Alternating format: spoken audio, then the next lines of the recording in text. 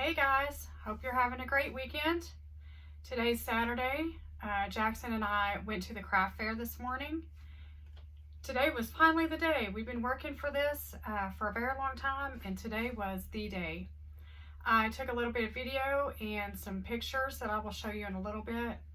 But I thought first of all, since this is probably the last time we'll discuss the craft show for a while, I thought maybe I would talk to you guys about why we use crafting and going to a craft show as part of our homeschool curriculum. With Jackson, I do a lot of unschooling or child-led learning, and we teach through life, through living, through activities, through experiences, and craft shows. This is our second craft show now. They have become a huge part of our homeschooling journey right now. And you may think, how is crafting teaching, school? How is that educational? So I jotted down a few notes, just kind of my way of thinking and the things that we've experienced. I can't list them all. I can't even begin to tell you how much Jackson is gaining from this experience. Even the difference in Jackson at today's craft show versus Jackson at the craft show we did back in March or April, the first one we did. Huge growth, huge difference in so many areas. But without further ado, let's get into this. I jotted down 4 ways that I think joining a craft show really helps probably any child's education, but especially an autistic child. I think 4 main categories: problem solving, business skills, entrepreneurship, social skills, and crafting skills. Here is just a short list of things that I came up with in those categories, those 4 main categories. Cost of supplies. Before you enter a craft show, before you even begin crafting, you have to figure out, how much are these supplies going to cost? How much money do I need up front? Secondly, startup loan. Where am I going to get this money from? Who's going to loan it to me? I need a loan. Where am I going to borrow this money from? And how am I going to make that happen? With Jackson, for these 2 craft shows, he has taken out a loan from Dad and I. In the future, he will be buying his own supplies because he does have enough in his savings account now. Next, we have the cost to make each item. How much does it cost to make each individual item?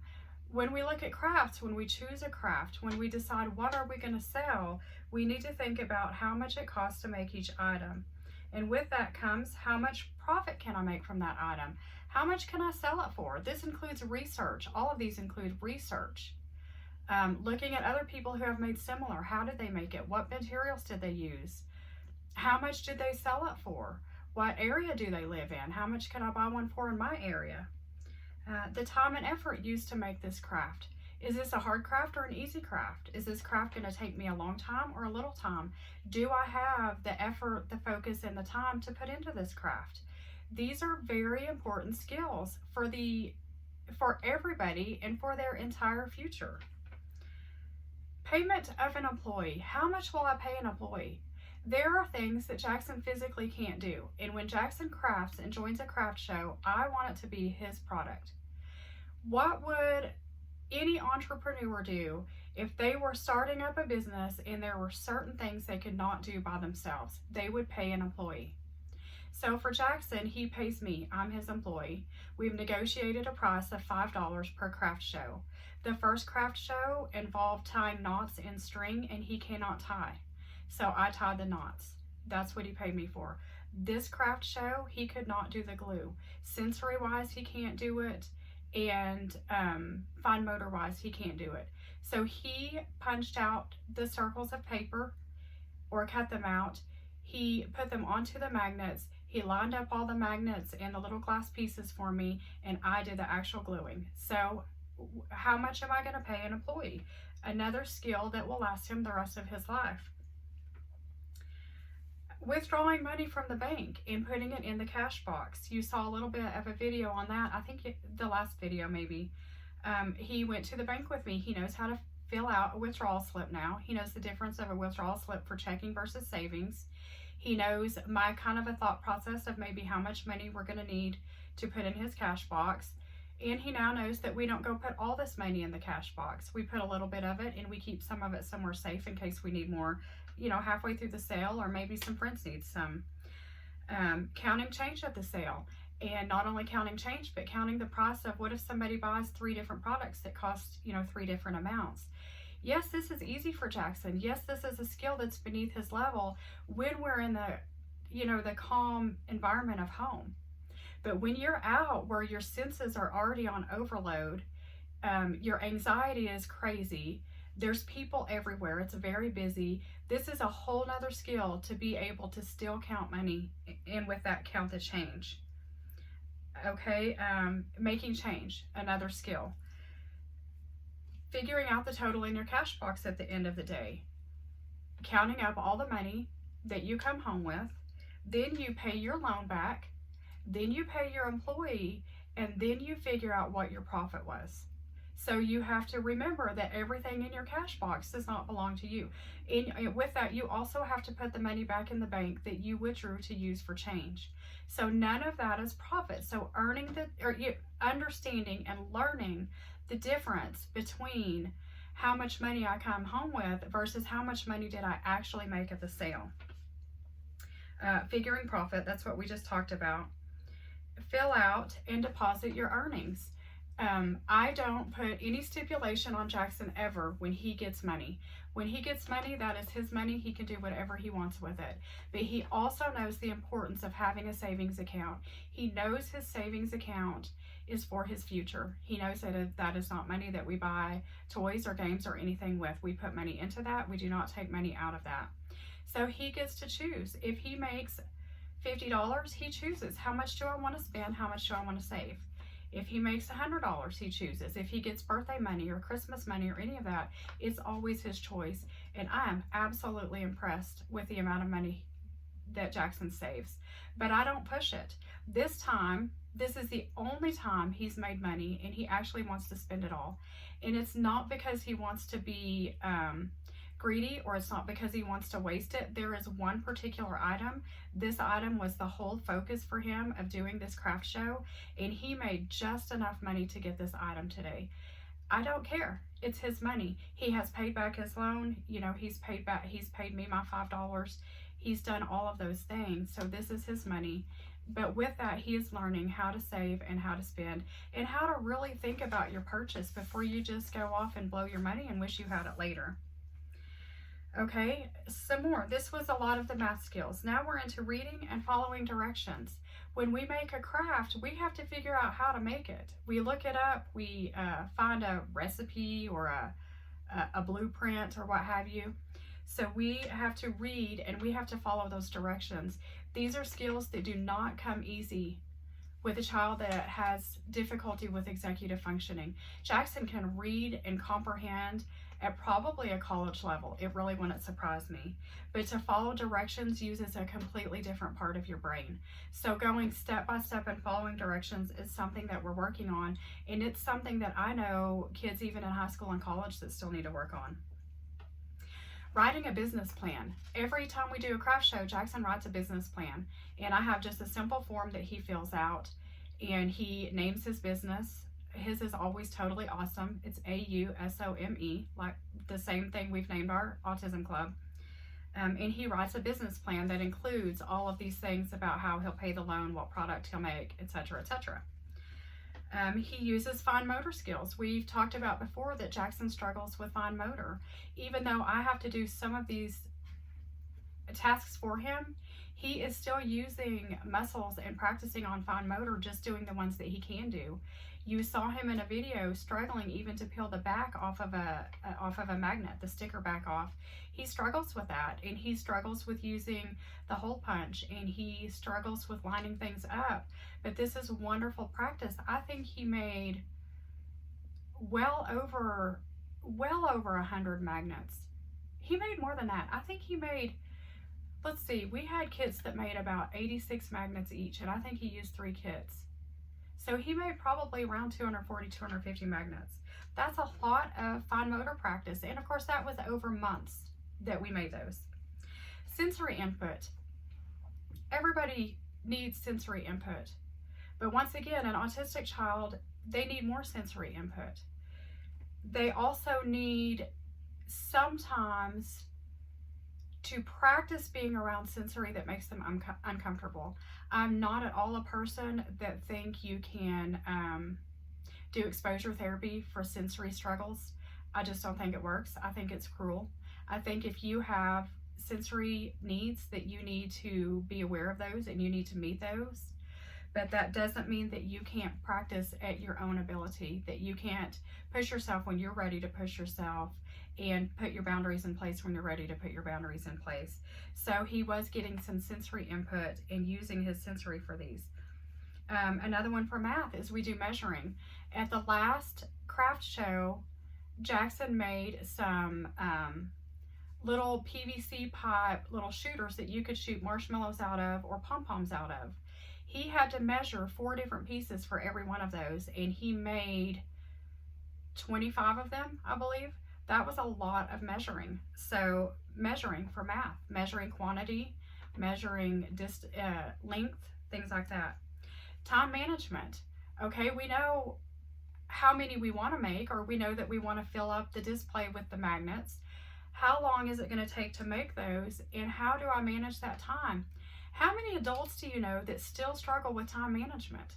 This is something we can work on through this simple, fun craft show. You know, we need to make this many magnets. Maybe we need to make 50 magnets this week. What day are we going to do it? How do we want to do it? Do we want to make 5 a day for 10 days? Do we want to make 50 at one time in one day? We are figuring out time management, even time management with, we had to be at the craft show today at 8 o'clock. Jackson knows, because I helped him look it up on the map, it was 22 minutes to get there. So he could figure out very easily what time we needed to leave the house by.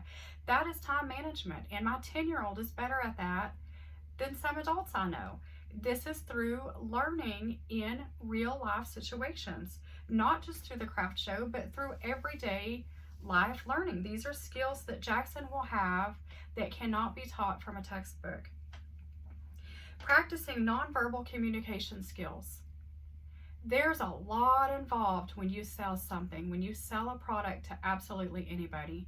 You have to be able to not run off when somebody talks to you. You have to be able to find out a way to say hi and greet your customers and thank them, even when you can't verbally do that. You have to be somewhat aware of people around you and what they're doing and be tuned into them. That is a big struggle with autistics, and that is something that Jackson has really had growth in from the last fair to this fair. The last fair, I had to prompt him every single time to say hi, just by pushing his button or by waving. This time he was saying hi before the people even got to his booth. Now, he was doing it a little bit too early because they didn't often hear his button, but that is a huge step in the right direction. Just even holding his head up and pushing his button. I was so happy. Socializing or being around peers. Jackson struggles with being around other kids, even kids that he knows and kids that he likes. He struggles to interact with other kids, but when we join these craft shows, we are there with peers. I don't care if he socializes with the kids he doesn't know, but the kids he knows, I want him to be comfortable enough in his own body to go and say hi to them if he cares to, or to go up next to them and see what they're selling, or whatever capacity he can do that in. This is great practice. This is practice for a group project you might do in the future. This is practice for a job if you have a job in the future. You know, being able to be around peers in whatever capacity is feeling good to your body that day. The last craft show, I'm not even sure Jackson greeted all of his friends. He was so extremely overwhelmed. It was the first time he had ever done anything like that. At today's craft show, it was a little bit different. Only 3 kids came and set up a booth. It was a very low turnout. But The one girl that he knew that he is friends with, he played with her so well. They were waving their signs. They were trying to call people over. They were running around, and Jackson had some bubbles in his little twirly ribbon, and they were playing with those. He had a great time with his friend. That is something that he's working on through participating in a craft show. Setting up and taking down a booth. I might be Jackson's employee, but I'm certainly not setting up and taking down an entire booth by myself. I don't load the car by myself. I don't unload the car by myself. You saw in the video when we were preparing that we learned how to put that umbrella up together. We learned how to put the table up together. He knows how to unfold the chairs, and he's strong. He can help load and unload, and he helped set his booth up, and he helped take his booth down. That is wonderful. I mean, it's wonderful skills to have for when he is older, but even for right now, to help out other people and to learn how to help yourself. Working through anxiety. Another huge milestone that Jackson achieved, and I don't think it'll be perfect every time, but as you saw Jackson tell us yesterday in the last video that you saw, he wasn't even very anxious this morning. He got up with a smile on his face. He was ready to go. He knew how the craft fair would go. He knew that his friend would be there. He knew he could sell his products without having the demand of speaking or interacting more than he is comfortable with. Working through anxiety, learning to work with your deficits instead of letting them limit you. Will anxiety rear its ugly head again in the future? Absolutely, absolutely. But did he, was he better at that today than he was last time? 100%, without a doubt. Coping skills. When we're in distress, how do we cope? Jackson struggles when he's hot. He hates to be hot. When there's bugs flying around him, and we were outside today. When somebody talks to him and he's not comfortable enough to look up or talk back. When anything goes wrong, and I mean absolutely anything. We learned in my previous video about anxiety that children with anxiety are perfectionists. If anything goes wrong, it triggers the anxiety. So, coping skills, asking for help. If you need help, instead of shutting down and hiding under the table, or instead of running away somewhere or locking yourself in the car or something, ask for help or ask to leave. Say, I've had enough of this. Can we go home now? You don't even have to say it politely. I don't expect perfection. I don't expect my neurotypical child to conversate or communicate with me in a typical manner. I don't care if he says, let's go, get out of here. Being able to verbalize to me, or even nonverbal, pointing to the car, being able to let me know in any way, shape, and form, I'm not coping well, I need to leave. Not running or hiding is another one I wrote down. These are all skills that we've worked on with the simple fun and joy through a craft show. We will continue to do craft shows for as long as Jackson's interested in them. He likes making the income, and he also likes making the products. But more than anything, I love the fact that he is learning all of these skills. All of these skills just by a few minutes, a few times a week, working towards this craft show, and then going for the day of the show. I hope this taught you anything. If you have any questions, feel free to reach out. If you want any more explanation, or if you have any comments or any other tips, feel free to reach out. Aside from that, I'll show you the video we took. I think Jackson wants to come on and say later that he did have a good time, that he enjoyed himself, and he is proud of himself.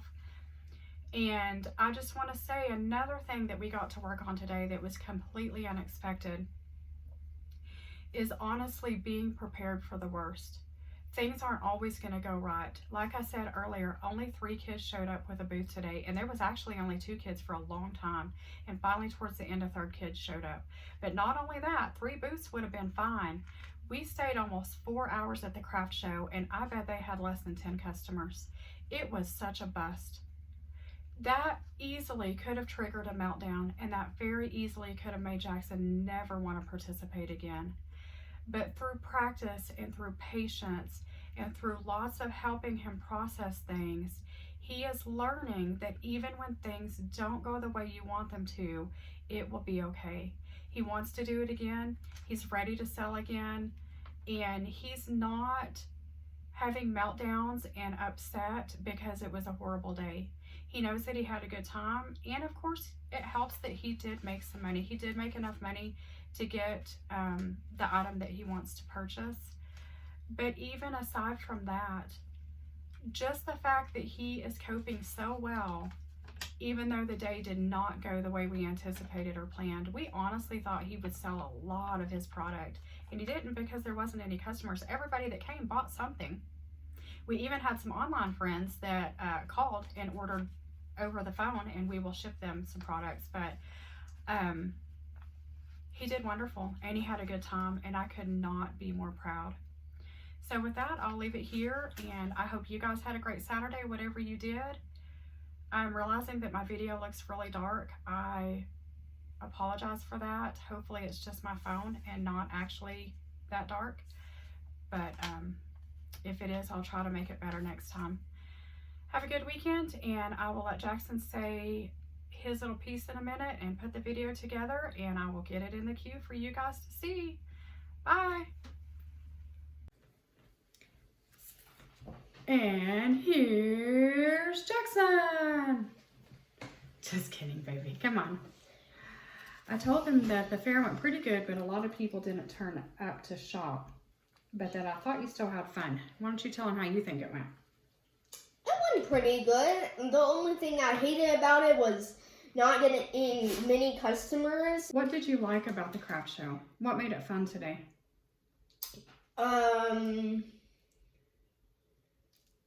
Just all the time we had. You got to hang out with one of your friends, didn't you? Was that fun? Yeah. And you made some money. And I was wrong. I thought Jackson made just enough money to buy the product he wanted.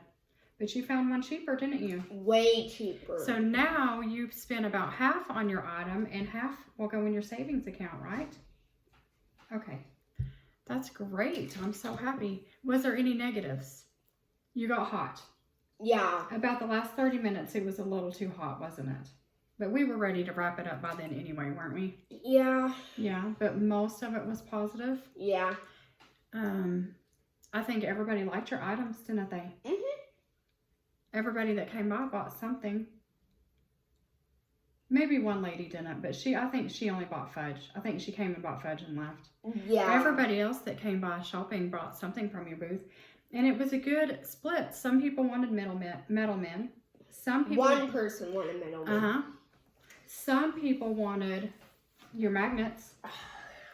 And some people wanted your 3D prints, right? You sold a good combination of each. Yeah. All right. Well, are you not about ready, but you're planning on doing more craft shows in the future, right? And we still have quite a few magnets left and a few 3D prints, but you can add some to those. Yep. And we'll be ready to sell again. You might sell in front of Granny's house one day with a lemonade stand. Yeah, and maybe drink some of the lemonade we have. And we might set up one day across the street from the flea market and sell some. Maybe. There's a lot of people that shop over there every weekend, isn't there?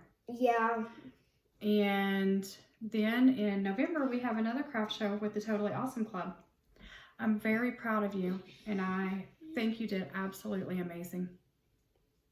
You want to tell them bye and end our video? Thanks for watching. Bye-bye. Jackson, out. See you guys next time. Reeling them in like fish. Here are the pins that Jackson's friend makes and sells. Then we have my mom sitting at Jackson's booth while him and his friend are out there trying to flag down some customers. We have his magnets, his 3D prints, his metal men. All we're lacking is some shoppers. Your first shoppers, go, go, go. And another child setting up a booth. We're getting there.